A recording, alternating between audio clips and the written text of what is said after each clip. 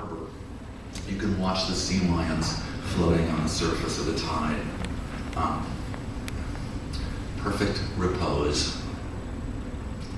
Turning so effortlessly, you wouldn't call it that, what they do. Sliding easily over, a kind of oscillation, on their sides, most of them, floating together in their troop, perhaps 25 of them, just off the pier, though you couldn't count them, the sea lions. They curve around one another, two break away, one joins, the group drifts with the tide. Whose flipper or tail raised to the sun? Whose head lifted out of the green? They lie a little beneath the surface, now and then turning the face up to breathe, which is suddenly how you know they're asleep. Simultaneous, intimate, soft, plosive, a little wet. And though one coughs now and then, water in the nose, the single thing they make of many, still and always moving, as if air were also a wave, now arrived at the drifting shore of what pronoun? I mean thou, all breathe in, again, at once.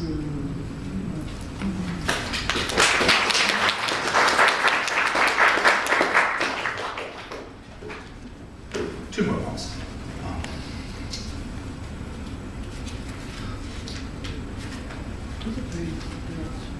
The bridge. The bridge. Yes, I was going to do that. I love it. Yeah, it's so fun. This poem, one of the great things about being a member of a couple for as an artist is that you have continual material.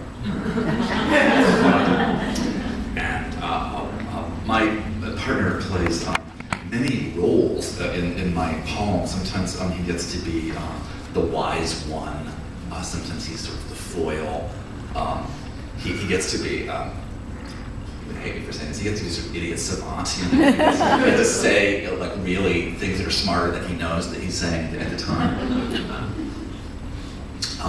And sometimes his role is, well, I don't know. I think in this poem, he's half right. It takes its title from the theological notion that God is immanent, is in other words, equally present in all times, in all places. Immanence. My lover says he likes to ride on the top level of the George Washington Bridge, because then he's closer to his Lord.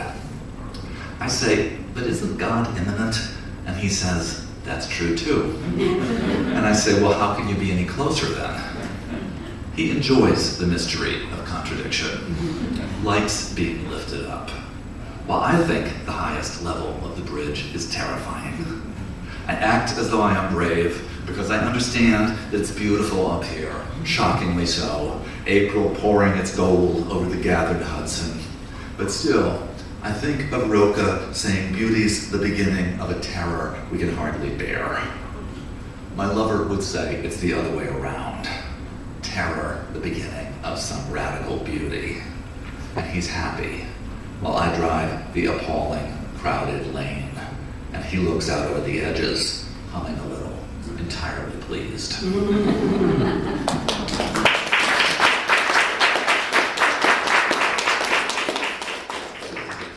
Living with as a person raised Catholic, you always hit up this line and say something that makes no sense or is totally self-contradictory, and I'll point it out and they'll say, but it's a mystery.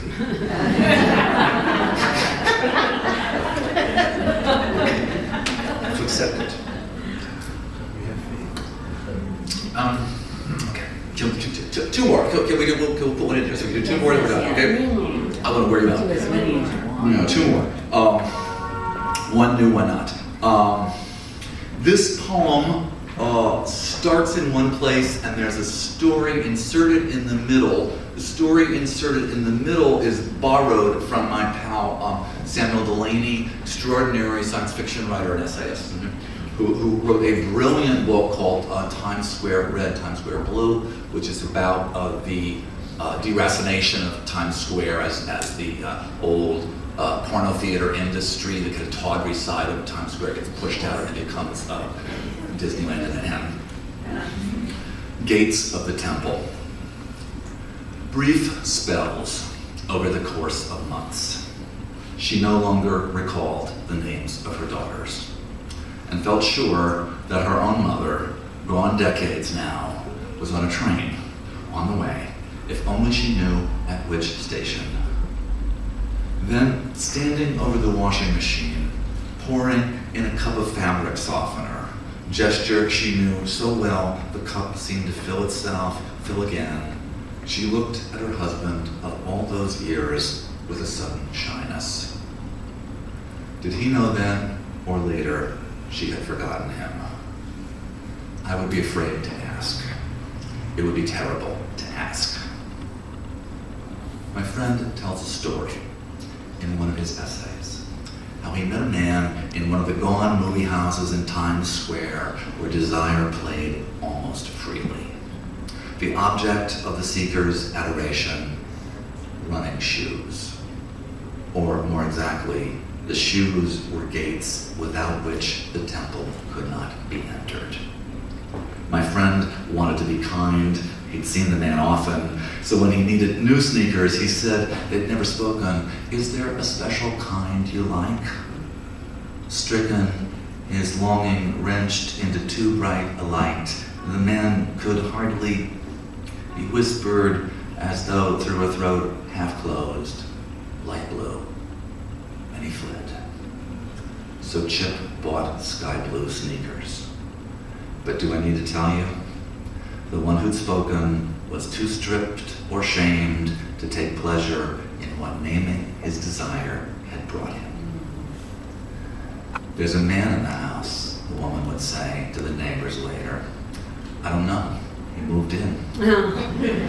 That afternoon, when she admired him until she had no idea how many cups of flowery blue she'd emptied into the laundry, he took the cup out of her hands and lifted her, nearly carried her into the bedroom, and though only one of them had forgotten the other, they made love with the fierce curiosity of two who have just met.